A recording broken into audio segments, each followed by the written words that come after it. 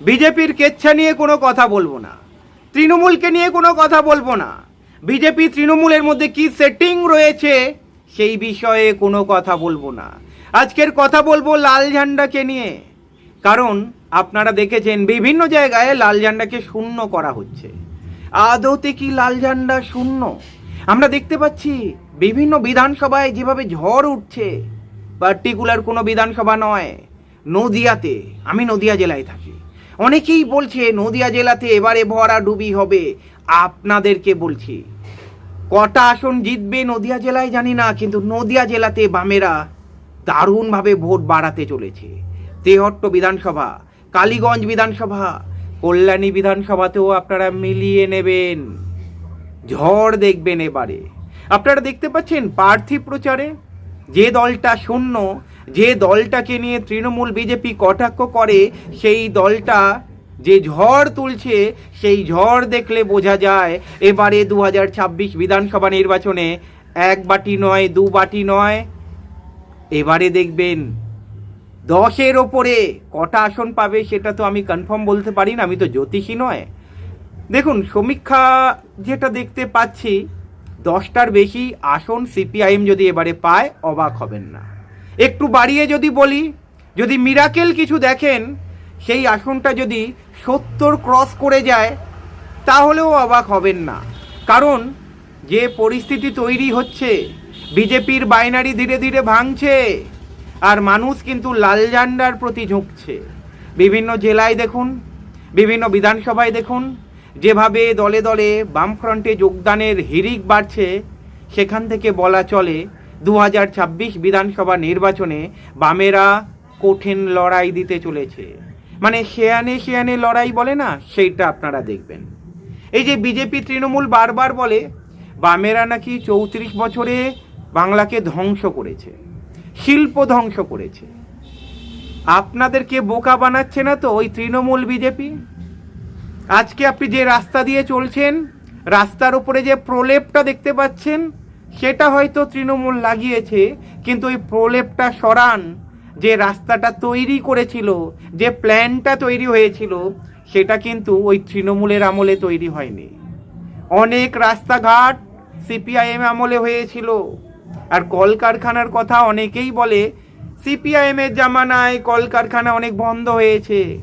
আপনারা ভুলে গেছেন নন্দীগ্রাম, সিঙ্গুর, ভুলে গিয়েছেন শিল্প কারা আনতে চেয়েছিল আর শিল্পকে কারা ধ্বংস করলো। ওই সময় বিজেপি তৃণমূল এক হয়ে গিয়েছিল, সেটা কি এখানে আছে আপনাদের? আজকের শিক্ষা ব্যবস্থা কোন জায়গায় রয়েছে, আর বাম জামানায় কোন জায়গায় ছিল? অনেকেই দেখবেন বলতে শুনেছি, বাম জামানায় যারা ম্যাট্রিক পাস করেছিল, এই জামানায় যারা বিএ পাস করছে, এমএ পাস করছে, তাদেরকে সমান সমান টক্কর দিতে পারে। এটা এমনি এমনি বলছে না, তার মানে এখান থেকে বুঝতে পাচ্ছেন বাম জামানার শিক্ষা কতটা শক্তিশালী ছিল, আর এখনকার শিক্ষা ব্যবস্থা ভঙ্গুর, সেটা আমাকে বলতে হবে না।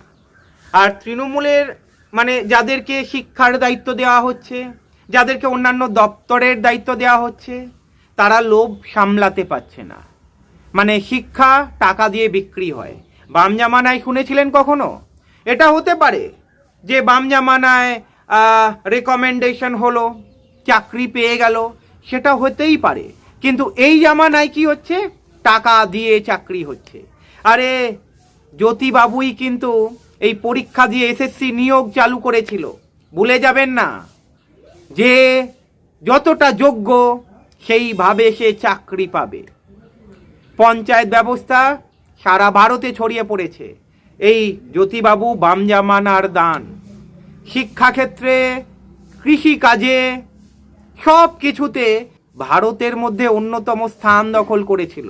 এই যে ইলেকট্রিসিটি দেখছেন, অনেকে বলে বাম জামানায় ঘন ঘন কারেন্ট যেত, ঘন ঘন লোডশেডিং হতো।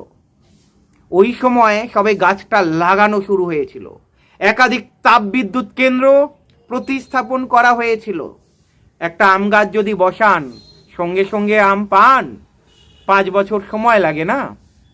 এবারে আপনারা বলবেন এই জামানায় তো কারেন্ট যায় না। আরে গাছ লাগানো হয়েছে বাম জামানায়, গাছ এখন বড় হয়েছে, উৎপাদন অনেক বড় জায়গায় পৌঁছেছে। কারেন্টটা কি করে যাবে বলুন তো? সব কিছু করলো বামেরা, আজকের বামেরা কিছুই করেনি। দেখুন মানুষ কতটা শিক্ষিত হচ্ছে এই সব কথা শুনলেই বোঝা যায়। মানুষ শিক্ষিত রয়েছে নাকি এই শিক্ষা ব্যবস্থার ফলে জানি না, যত স্ট্রিম মিডিয়া, যত সোশ্যাল মিডিয়া বাড়ছে, মানুষের বুদ্ধি তত কমছে। তুলনা করা ভালো, কিন্তু মিথ্যা কথাকে সত্যি কথায় যে মানুষ সত্যি মনে করছে কিছু করেনি, সত্যিই কি তাই? মানুষকে বিচার করতে হবে। আজকের এমনি এমনি মানুষ বলছে না বাম জামানাই ভালো ছিল। কেন বলছে? কি কারণে বলছে? হাতের 5টা আঙুল সমান নয়, তাই এটা বলবো না যে বাম জামানায় সকলেই ভালো ছিল, সব নেতারাই ভালো ছিল, কখনোই নয়।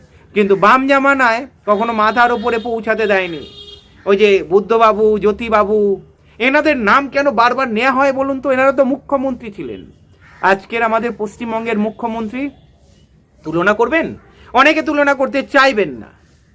এই যে বিজেপি পশ্চিমবঙ্গে, চলুন খুব ভালো, বিজেপি এসেছে।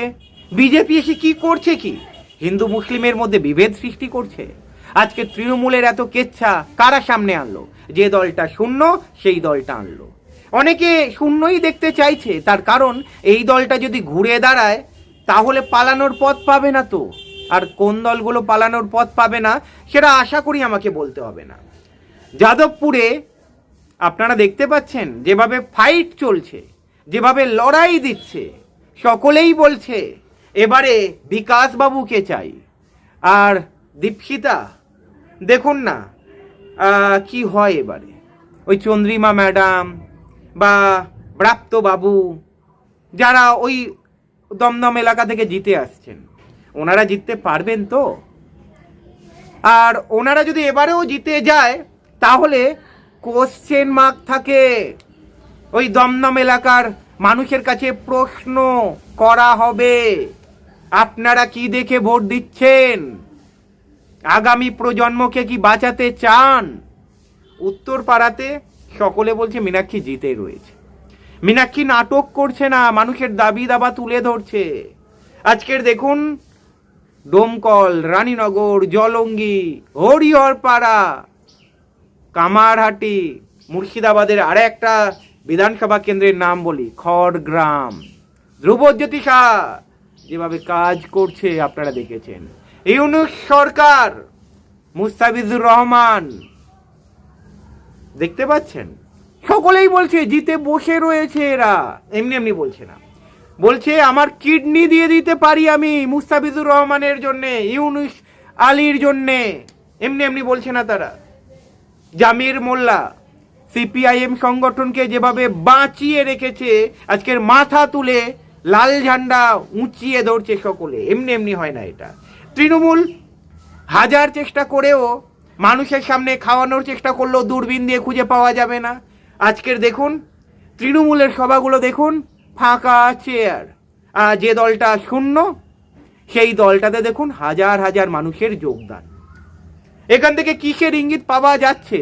বিজেপি পানি পাচ্ছে না, মানে বিজেপি পায়ের তলায় মাটি পাচ্ছে না।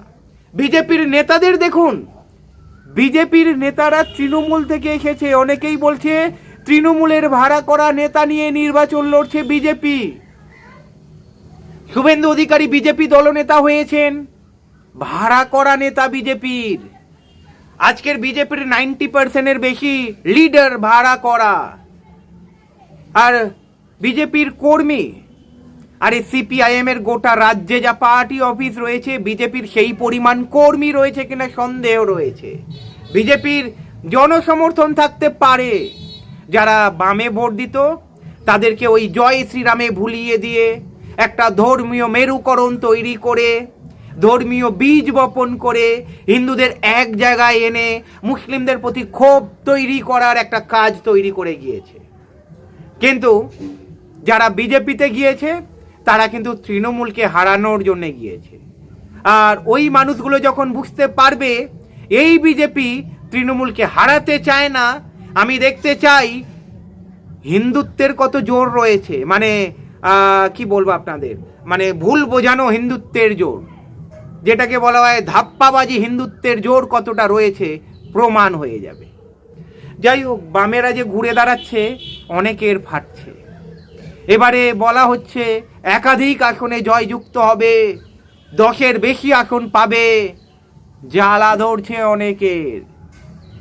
খেলা চলবে, খেলা আছে। মেদিনীপুরে যান না, আপনারা দেখতে পাচ্ছেন মেদিনীপুরে একের পর এক বিধানসভায় কিভাবে বাম ঝড় উঠছে। গোটা মেদিনীপুর লালে লাল হতে চলেছে আগামী দিনে। বিশ্বাস হচ্ছে না? একটু ধৈর্য ধরুন, আপনারা দেখবেন লোকসভা এই বিধানসভা নির্বাচন হচ্ছে, রেজাল্ট আউট হবে, জানতে পারবেন সব কিছু। ভালো থাকবেন, কথা হবে।